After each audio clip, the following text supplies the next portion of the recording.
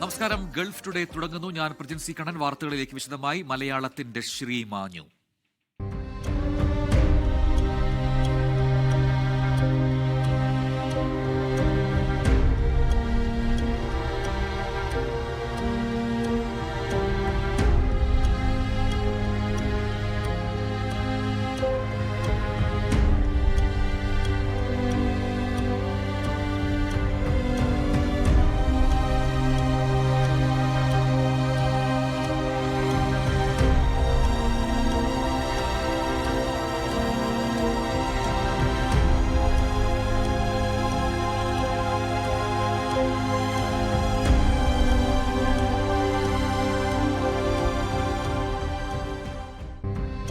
നടനും തിരക്കഥാകൃത്തും സംവിധായകനുമായ ശ്രീനിവാസന് സാംസ്കാരിക കേരളത്തിന്റെ അന്ത്യാഞ്ജലി. ഇന്ന് രാവിലെ തൃപ്പൂണിത്തുറ താലൂക്ക് ആശുപത്രിയിലായിരുന്നു ശ്രീനിവാസന്റെ അന്ത്യം. 69 വയസ്സായിരുന്നു. നാളെ രാവിലെ 10 മണിക്ക് ഔദ്യോഗിക ബഹുമതികളോടെ കണ്ടനാട്ടെ വീട്ടുവളപ്പിലാണ് സംസ്കാരം. ഏറെ നാളായി രോഗബാധിതനായി ചികിത്സയിലായിരുന്നു ശ്രീനിവാസൻ. ഡയാലിസിസിന് കൊണ്ടുപോകും വഴി ശ്വാസതടസ്സമുണ്ടായതിനെ തുടർന്ന് തൃപ്പൂണിത്തുറ താലൂക്ക് ആശുപത്രിയിൽ പ്രവേശിപ്പിക്കുകയായിരുന്നു. രാവിലെ 8:30 മരണം സ്ഥിരീകരിച്ചു. ഭാര്യ വിമല ഒപ്പമുണ്ടായിരുന്നു. ചെന്നൈയിലേക്ക് യാത്ര തിരിച്ച മൂത്ത മകൻ വിനീത് ശ്രീനിവാസൻ വിമാനത്താവളത്തിൽ നിന്ന് ആശുപത്രിയിലേക്കെത്തി. സിനിമാ ചിത്രീകരണത്തിലായിരുന്ന ഇളയ മകൻ ധ്യാൻ ശ്രീനിവാസൻ ഉദയംപേരൂരിലെ വീട്ടിലെത്തി.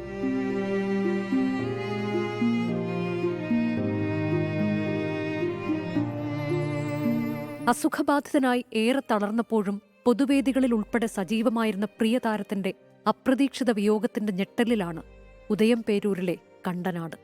പ്രിയതാരത്തിനെ അവസാനമായി കാണാൻ കണ്ടനാട്ടെ വീട്ടിലേക്ക് നിരവധി പേരാണ് ഒഴുകിയെത്തിയത്.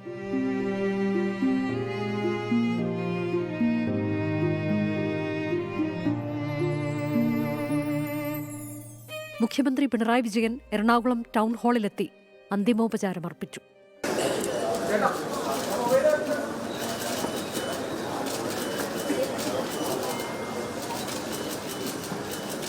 ശ്രീനിവാസന്റെ വിയോഗം സിനിമാ ലോകത്തിന് കനത്ത നഷ്ടമാണ് ഉണ്ടാക്കിയിരിക്കുന്നത്. തന്റെ ശൈലിയിലൂടെ, നല്ല മൂർച്ചയേറിയ പരിഹാസങ്ങളിലൂടെ സിനിമ കാണുന്നവരെ വലിയൊരു തലത്തിലേക്ക് ഉയർത്തിക്കൊണ്ടുപോകാൻ ശ്രീനിവാസന് കഴിഞ്ഞിരുന്നു. എല്ലാ രീതിയിലും കനത്ത നഷ്ടം, വ്യക്തിപരമായും വലിയ തോതിലുള്ള ഒരു നഷ്ടം ഇതിലൂടെ സംഭവിച്ചിരിക്കുന്നു എന്നതാണ്. 24 വേണ്ടി chief editor R Sreekandan Nair ആദരമർപ്പിച്ചു.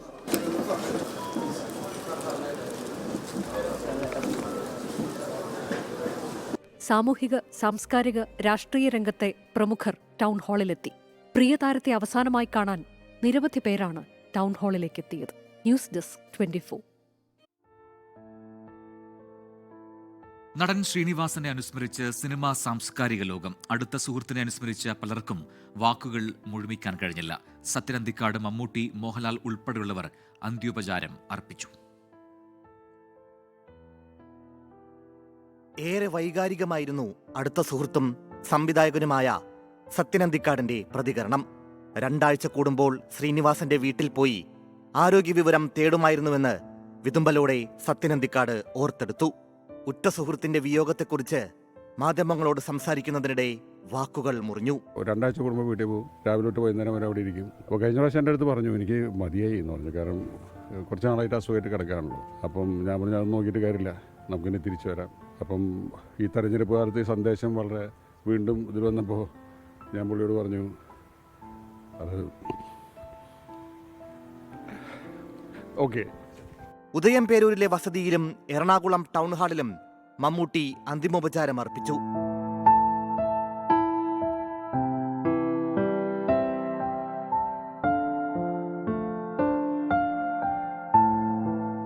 ആത്മസുഹൃത്തിനെ അവസാനമായി കാണാൻ മോഹൻലാലും ടൗൺ ഹാളിലേക്ക് ഓടിയെത്തി.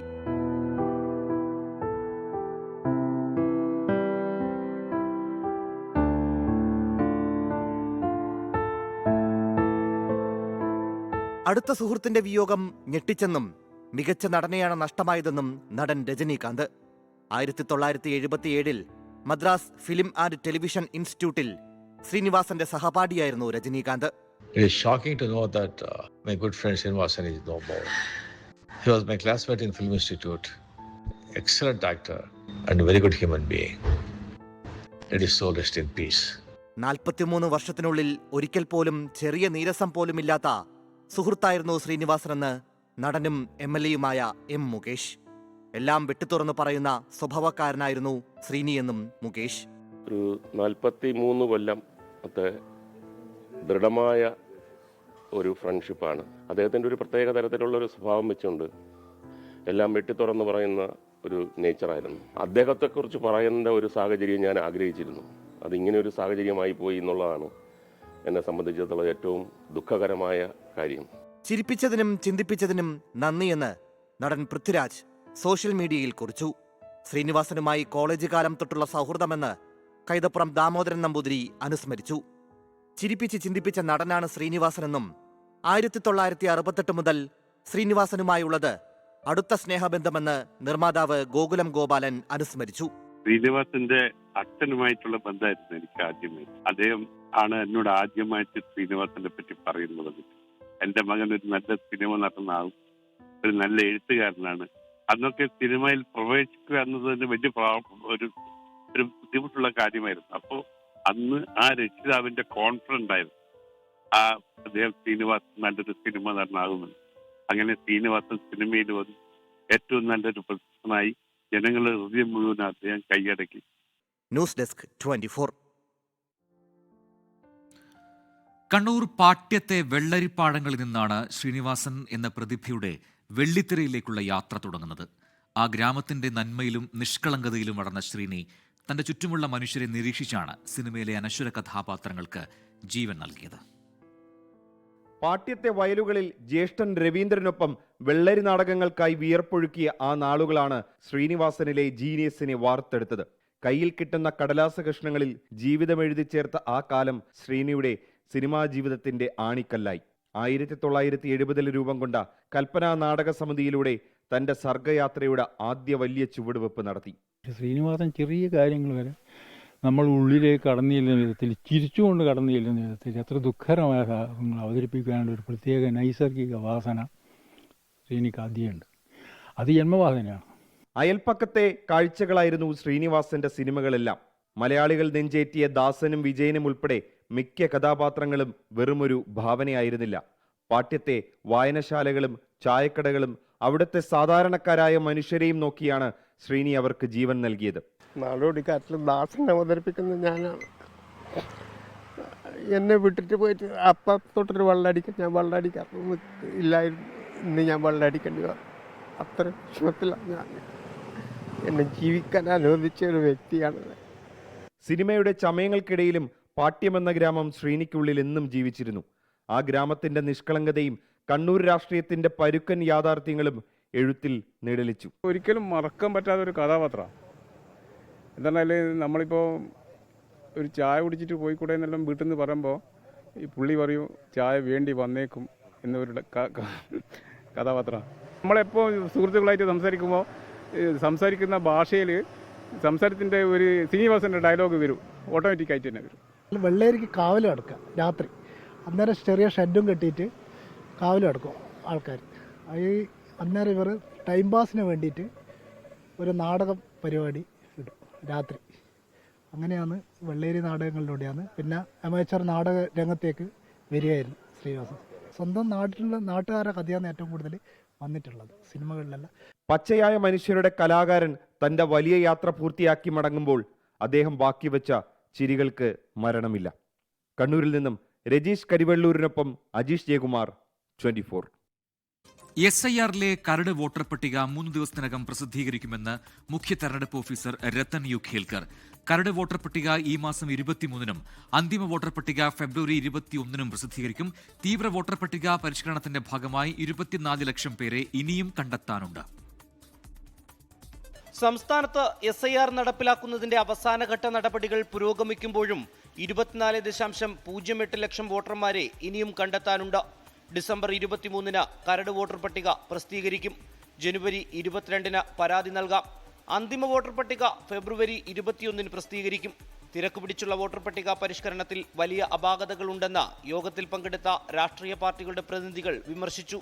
അപ്പോൾ BLO BLA യോഗം നടന്ന് BLOമാർ മുഴുവൻ പോളിംഗ് സ്റ്റേഷൻ വൈസ് നമ്മളെ ഈ അൺകളക്റ്റബിൾ എന്യൂമറേഷൻ ഫോറം 5 കാറ്റഗറി തിരിച്ച് കൊടുത്തിട്ടേയില്ല. 5 കാറ്റഗറി എന്നാണ് നിങ്ങൾ പറഞ്ഞത്, ഇതിൽ 4 കാറ്റഗറിയെ കാണുന്നുള്ളൂ. യോഗത്തിൽ ഉയർന്ന പരാതികളിൽ പരിഹാരം കാണുമെന്ന മുഖ്യ തെരഞ്ഞെടുപ്പ് officer Ratan U Kelkar.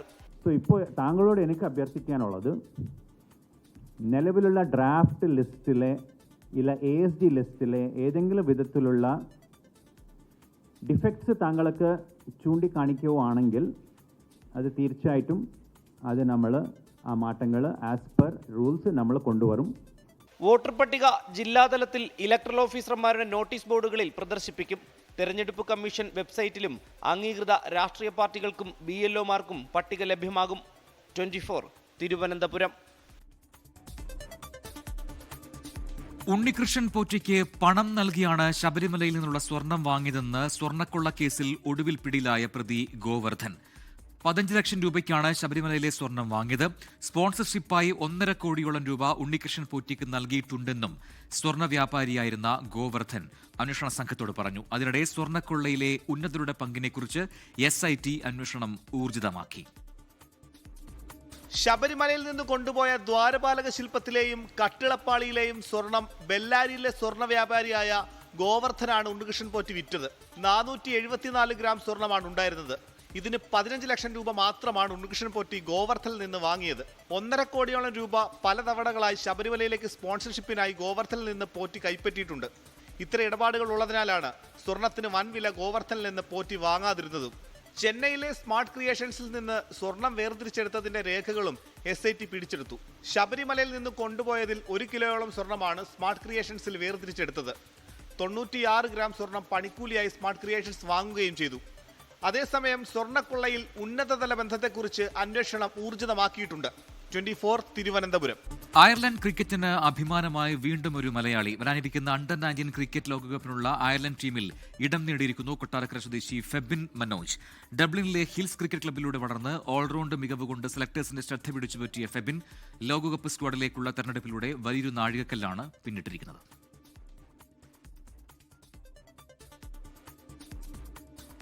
അമേരിക്കക്കാരനായ Jeffrey Epstein എന്ന ലൈംഗിക കുറ്റവാളിയുമായി ബന്ധപ്പെട്ടവരുടെ വിവരങ്ങളടങ്ങിയ എപ്സ്റ്റീൻ ഫയലുകളിൽ ഇന്ത്യയിലെ പ്രമുഖരുടെ പേരുകളുമുണ്ടെന്ന് നേരത്തെ റിപ്പോർട്ടുകൾ ഉണ്ടായിരുന്നു. എന്നാൽ എപ്സ്റ്റീൻ ഫയലുകൾ പുറത്തു വന്നപ്പോൾ അതിൽ ഇന്ത്യയിലെ ഏതെങ്കിലും വ്യക്തിയെ എപ്സ്റ്റീനുമായി നേരിട്ട് ബന്ധപ്പെടുത്തുന്ന വിവരങ്ങളില്ല. എപ്സ്റ്റീൻ ഫയലുകളിൽ ഇന്ത്യക്കാരെക്കുറിച്ചുള്ള പരാമർശങ്ങൾ എന്തൊക്കെയാണ് എന്ന് നോക്കാം.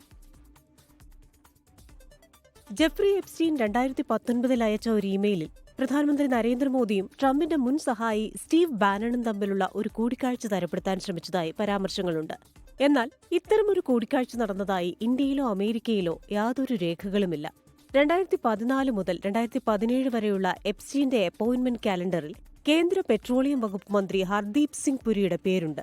എന്നാൽ ആ സമയത്ത് Hardeep Singh Puri international peace institute എന്ന സ്ഥാപനത്തിന്റെ വൈസ് പ്രസിഡന്റായിരുന്നു. ഈ സ്ഥാപനത്തിന് എപ്സ്റ്റീൻ സാമ്പത്തിക സഹായം നൽകിയിരുന്നുവെന്നതൊഴിച്ചാൽ മറ്റ് ബന്ധങ്ങളൊന്നും ഹർദീപ് സിംഗ് പുരിയും എപ്സ്റ്റീനും തമ്മിലില്ലെന്നാണ് റിപ്പോർട്ടുകൾ. US ഓവർസൈറ്റ് കമ്മിറ്റി പുറത്തുവിട്ട ഫയലുകളിൽ വ്യവസായിയായ അനിൽ അംബാനിയും എപ്സ്റ്റീനും തമ്മിൽ 2017 മാർച്ചിൽ നടത്തിയ ഒരു ഇമെയിൽ ഉണ്ടെന്നത് വാസ്തവമാണ്. പ്രധാനമന്ത്രി നരേന്ദ്രമോദി അമേരിക്കയിലേക്ക് ആദ്യമായി നടത്തിയ സന്ദർശനമായിരുന്നു ഇമെയിലിന്റെ വിഷയം. ഇന്ത്യയും ഇസ്രയേലും തമ്മിലുള്ള അണിയറ ചർച്ചകളുടെ അനൌദ്യോഗിക മധ്യസ്ഥനായി എപ്സ്റ്റീൻ ആ ഇമെയിലിൽ തന്നെ സ്വയം അവതരിപ്പിക്കുന്നുണ്ടെന്നതൊഴിച്ചാൽ മറ്റു കാര്യങ്ങളൊന്നും ഇമെയിലിലില്ല. Research desk 24. കാസർഗോഡ് വയോധികയെ വീട്ടിൽ മരിച്ച നിലയിൽ കണ്ടെത്തി. കരിന്തളം സ്വദേശി ലക്ഷ്മിയാണ് മരിച്ചത്. കൊലപാതകമാണോ എന്ന് സംശയമുണ്ട്. വീട്ടിൽ ലക്ഷ്മി തനിച്ചായിരുന്നു താമസം. വീട്ടിലെ വൈദ്യുതി ബന്ധം വിച്ഛേദിച്ച നിലയിലായിരുന്നു. വീടിന് പിറകുവശത്തെ വാതിൽ തുറന്നിട്ട നിലയിലുമായിരുന്നു. വിരലടയാള വിദഗ്ധർ പരിശോധന നടത്തി. അസ്വാഭാവിക മരണത്തിന് പോലീസ് കേസെടുത്തു. ലോകത്തെവിടെയായാലും ഏത് സമയത്തും 24 വാർത്തകളും ഓഗ്മെന്റഡ് റിയാലിറ്റി പാക്കേജുകളും എക്സ്പ്ലെയിനറുകളും വിശദമായി കാണാൻ ഞങ്ങളുടെ യൂട്യൂബ് ചാനൽ നിങ്ങൾക്ക് സബ്സ്ക്രൈബ് ചെയ്യാം.